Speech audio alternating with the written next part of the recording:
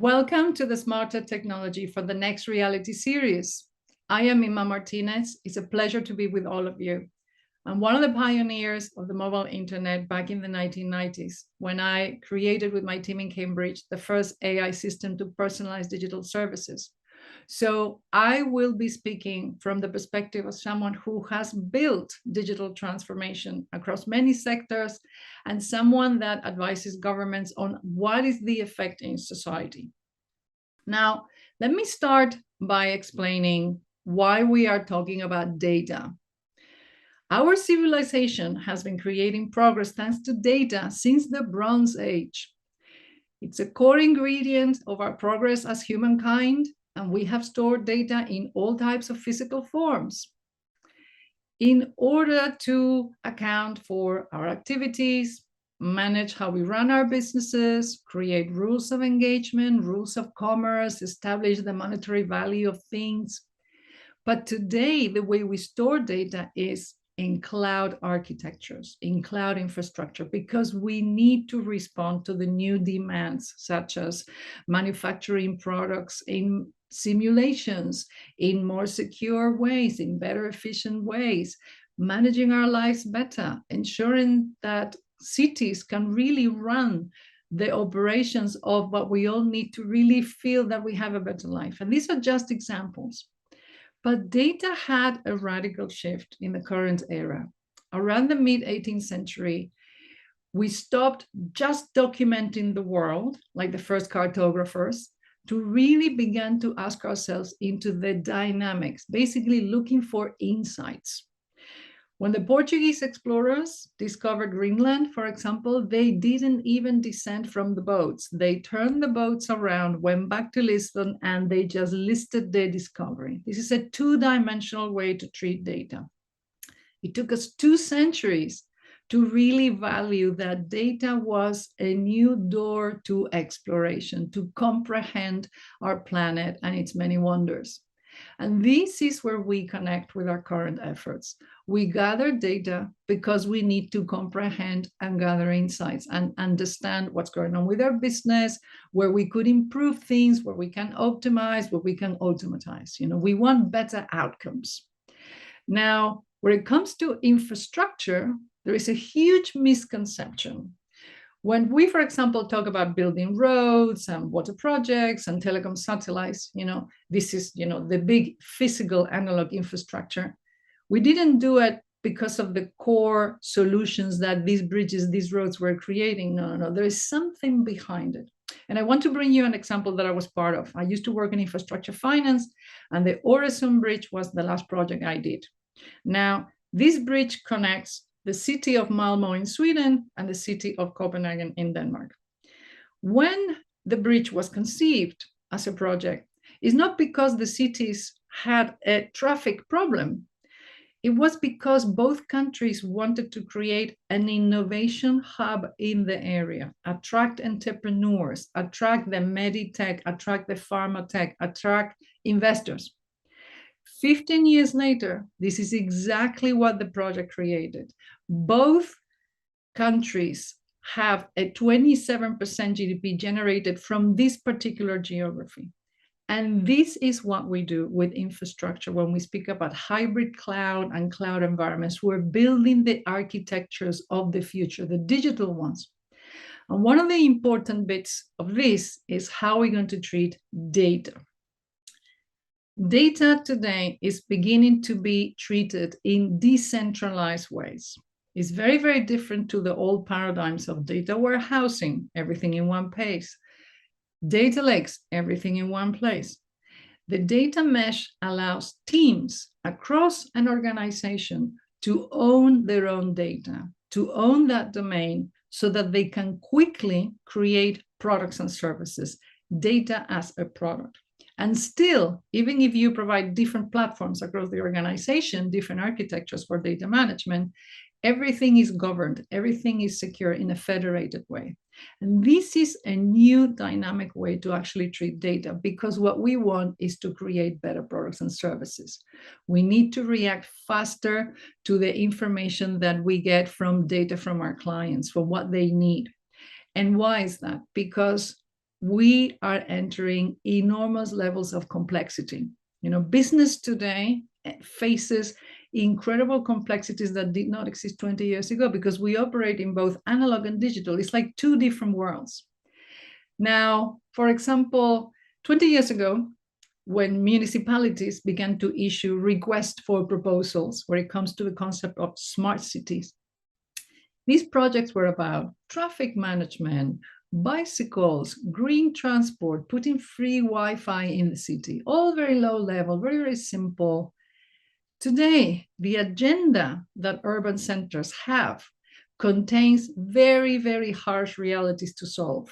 For example, waste management, mental health issues of people living in cities, the lack of oxygen. These are real complex problems of thousands of moving parts that require real solutions. And the second element that makes this thing incredibly complicated is uncertainty. We live in a fast-moving world. We need to solve the famous unknown unknowns. That is, threats that exist out there that we have no clue that they are right at our door. So we need data analytics. We need AI to actually solve all of these problems. We need prediction. What is going to happen in 3 months? One of the best examples that I can bring to you is how the COVID-19 pandemic was detected. The famous prediction.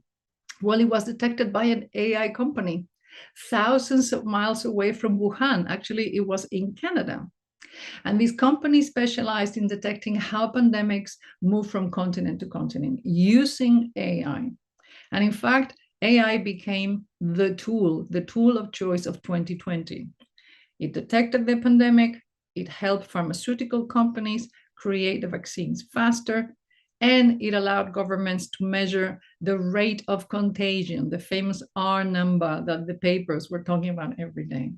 This is when we notice that the invisible things out there can really be detected thanks to data analytics and AI. And what we are mandated to do, especially governments today, is that if we are going to build better products and services with data, they need to be human-centric.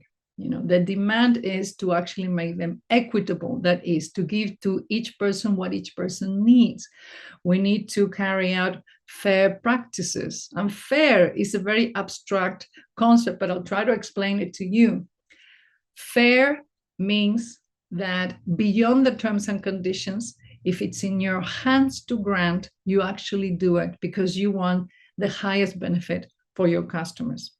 An AI system may detect mental diseases. Well, your choice will be to prey on those customers or not, be fair. And one of the best examples of this is in the UK with a retail bank. At the very beginning of the lockdown, the bank registered lots of data about customers that due to illness, due to disabilities, due to an elderly age, they could not go out and go buy shopping groceries. They had to give their real cards to people, strangers, caretakers. So the bank, in a record time of 3 weeks, created the connected card, meaning it's a card that only buys food. You cannot use it on an ATM. You cannot go and buy shoes with it, and you charge it with money. This is an example of fair. If it's in your hand to create it, you quickly put it out there. The element that connects all of this is the need for interconnection. In today's society, when you carry out business, you have to connect to clusters of clients, clusters of suppliers. You need to operate and run operations across territories. So the need for interconnection is putting a lot of pressure on companies. But not only that, this is not about, I need to know my stock inventory. No, this is about how much energy does our company use? Should we reduce our energy output? Should we turn down the lights in shops? This is a way of running business like mission control in the space agencies. every bit of data that the sensors in the rocket sends back to you. Well, exactly like that. If you digitize absolutely all your operations, your sense of running the business will be more transparent. You'll have a lot of peace of mind and know exactly what to do. Above all this, you need to create safety. Safety, because today people have gone into e-commerce, which has exploded. We use social media. The rise of the need to create safety across the board is, an imperative.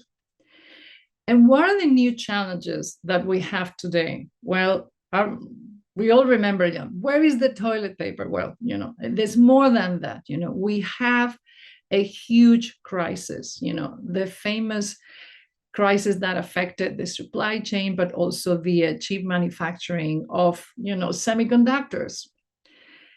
This is one of the best examples I can give you as to why scenario planning and prediction are important. We know that the lockdowns prevented workers to actually go and build more silicon wafers. But then other elements came into play. For example, the US and China trade war. The US prevented many, many American companies to buy chips from China. When they tried to buy them from someone else, those companies in Taiwan and in Korea could not take the book order. And then a year later, Taiwan went through the biggest drought in that summer. Now, when you build semiconductors, you need around 60,000 tons of ultra pure water to clean the wafers, to clean the machinery. And if you have a drought, you can't use that. The water is for the people, the water is for the animals and for agriculture. And then, because when you run scenario planning, many other horrible things can happen. Japan had a huge fire in one of their top semiconductor factories, a factory that provides with chips to 30% of the automakers. This is why 163 sectors are suffering from the chip crisis. Now, in the 1970s, the oil industry went through something like this. And only the few oil companies that used to run scenario planning saved themselves from what happened in terms of geopolitics. So scenario planning, analyzing data that can help you prevent risks, prevent catastrophes, understand plan B and plan C is really now at the top of the agenda for many executives. The other thing that I'm thankful for the pandemic to demonstrate is that Excel is not a data management system. It's a very, very simple calculating sheet, but this is not what you need to really run data analytics and look after your data and put it to work, So we need to end these practices of writing Excel sheets for data management. You need to really acquire the proper tools. Now, why do we need to do that? Because we are confronted with scenarios in which we need to start understanding and preventing and creating optimizations. For example, the healthcare system, thanks to the pandemic, has put up to the front of the agenda the need for digitization. Governments know that the patient experience needs to be better. You don't want to give people pieces of paper when they enter a hospital and they need to be looked after. But also many diseases, they need to be predicted for their evolution, detection, tumors, cancers, and really allow us to manage the diseases in comprehensive ways. The same thing about the supply chain. When e-commerce exploded during the pandemic, one of the highlights of this event is that we noticed that all the ports, the freights ports in the world were analog. They were operating with 15th century practices. And when you give companies the ability to predict their supply and demand, what customers will be able to demand of them, they will be able to then think, okay, I need to be sending my products in this direction or the other while we digitize the ports. Many companies have delved into acquiring AI system and digitizing the data because the ports are analog and they need to move products around the world. So where are the emerging opportunities? One of the biggest ones is third-party fulfillment. The old warehouses that were just basically stocking up product are now converging into becoming logistics hubs. You not only hold the products, you can send them in all directions, whether it's B2B and B2C, third-party fulfillment, and really creating a digital world in the factory floors. Workers today in factory floors are using augmented reality because it helps them check quality control, be in possession of crucial information that would allow them to do their work better, more safely. But here's the thing. When you gather data in a factory floor, the same data can travel upwards to other departments and be used for other purposes. Cost control, executive boards, they need to know, do we know what's going on in our factories? The data travels across all the different departments and it becomes a valuable tool. And data is also coming to us in the form of satellite data.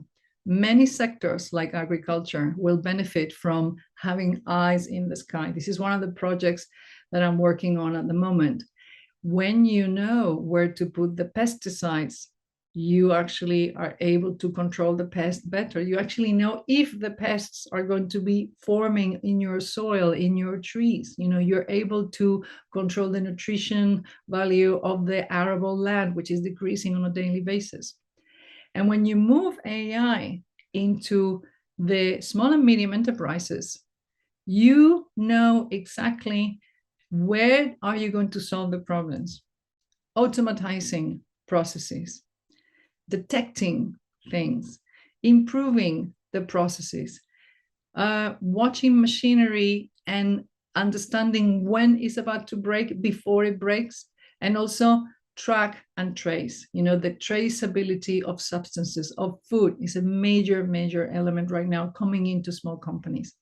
So what is it that governments want of you when you develop AI? Well, that is fit for humans to use. Therefore, it's safe, it's useful, it responds to a real need. It's personable, it's directed into something very specific, into the need of someone, and that is responsive. If you see something where you can improve a service, it's in your hand to actually do it.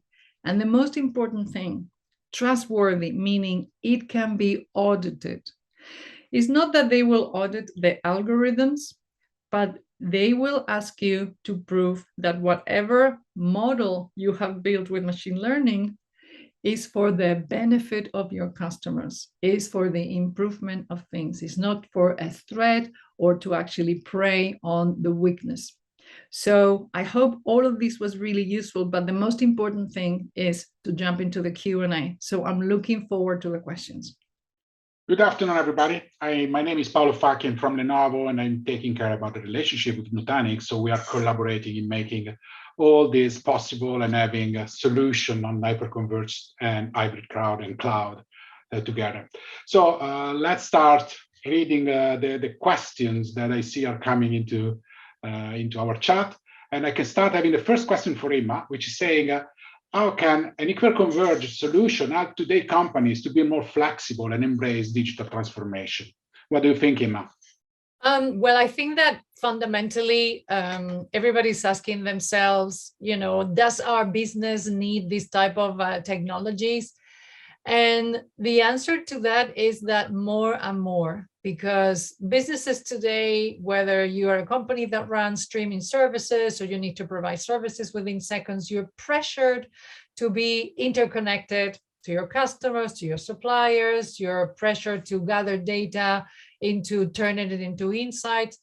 And really, when you scale up, to become a global business, you require this type of server infrastructure. And this type of infrastructure allows you to be more efficient, it's cost effective, and you're able to deal, as I mentioned in my presentation, with complexity.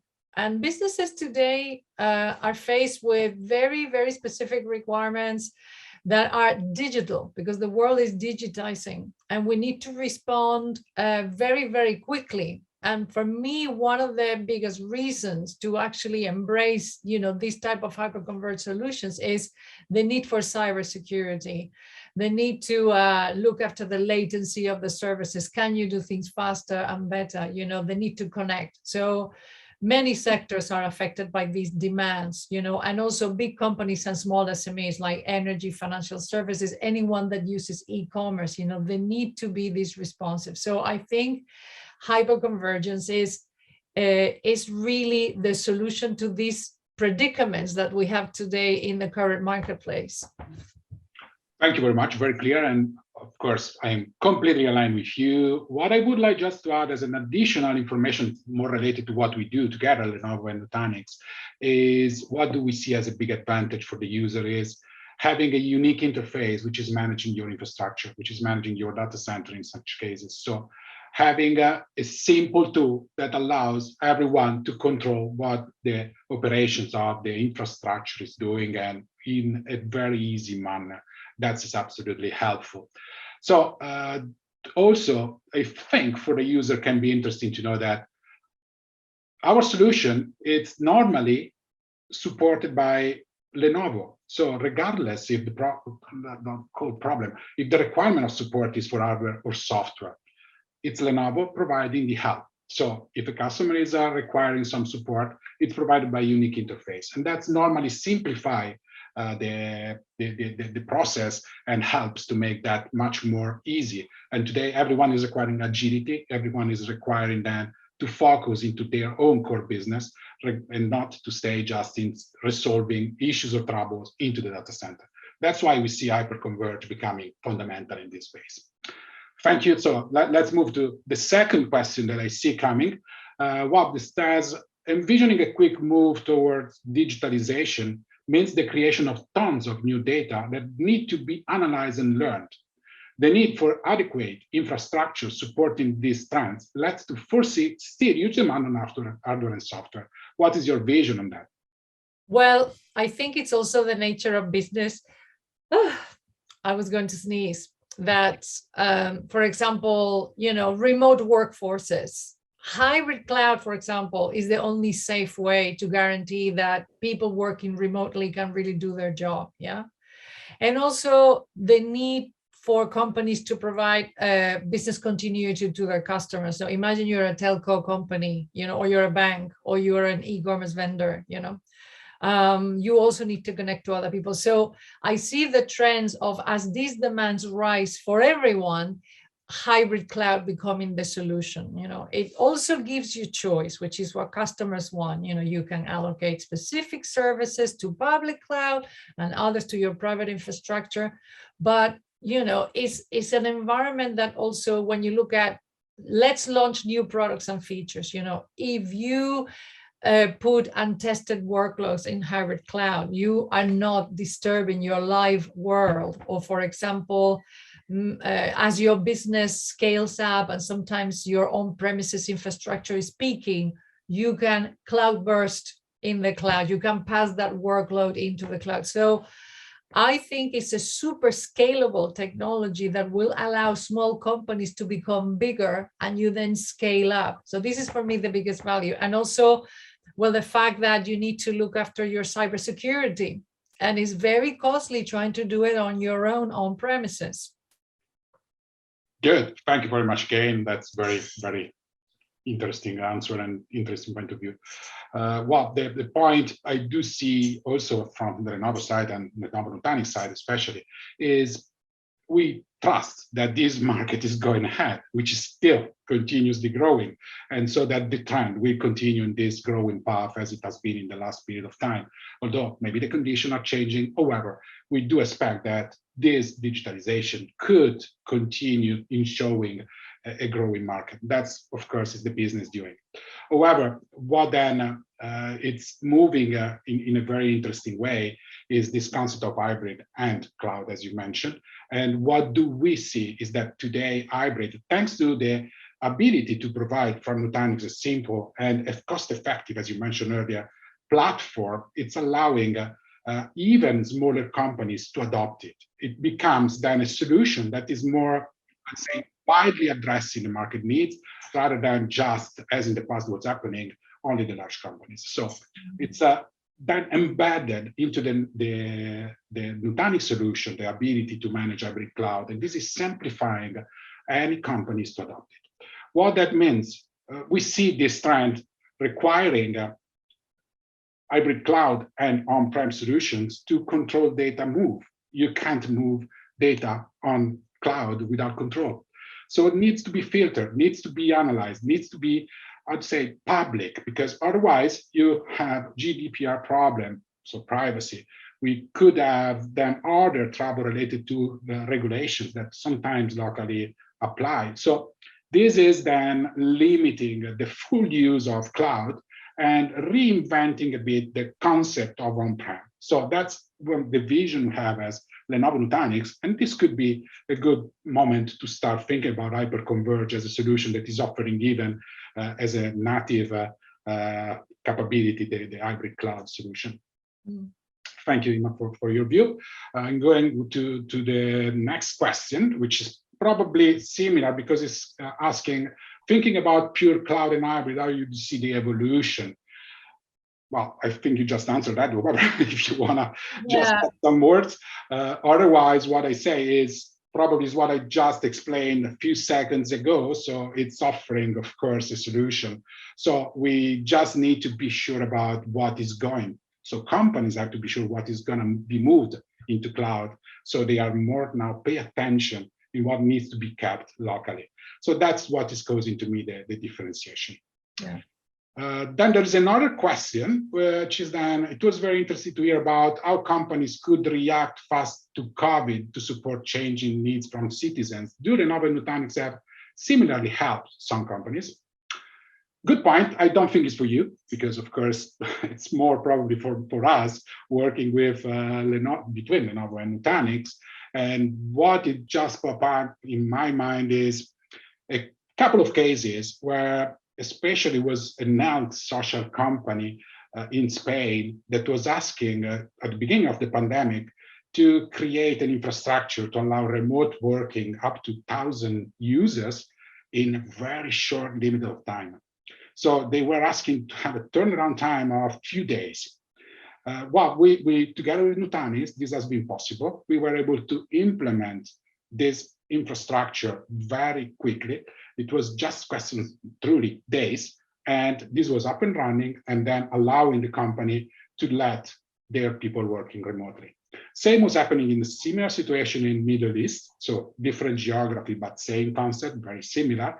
And even here, from the order up to the deployment, it was taking just a few days. So it's just a question of, if you want, you can. So that between Nutanix and Lenovo, I want to say is possible.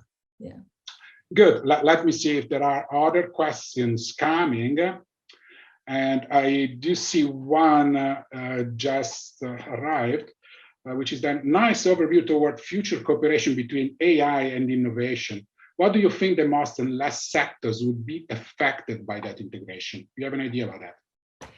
Well, currently, definitely in industrial manufacturing, we see a lot of digitalization of factory floors. The world of health is definitely digitizing. You have companies like Siemens and Fujifilm already providing hospitals with already AI built into their machinery to take images of body parts. But I think e-commerce is post-pandemic what has really stressed the need for data analytics. You want to react very quickly to your clients' needs. You want to see, you want to monitor consumer behavior. Why are people buying my products? Or what is happening in the market that will allow me to then quickly create a new service that our customers will embrace? That is the power that I see data and analytics in combination. And of course, agriculture, which is what I'm working on at the moment, there is a huge need to digitize agriculture because it's running on medieval business models and technologies. And we need to preserve arable land and irrigation and look after, you know, how we put things in the food chain. So fundamentally it's everywhere. You see it in automotive, you see it in devices. AI is a tool that allows you to improve many, many things. Fully agree, and absolutely in line. And hopefully this will be a trend that will continue, as we said earlier, and I'm sure it will continue. It's just the beginning, probably. Yeah. It's just the beginning of a huge, long path. If no other question, I think we can close the session here. I just would like to thank you everyone for attending, especially a big thank you to Inma for the availability, for your kindness, for the very useful information you provided today. And I'm sure that we have a bright future on AI and innovation going forward. Absolutely. Thank you. Thank you so much. A pleasure.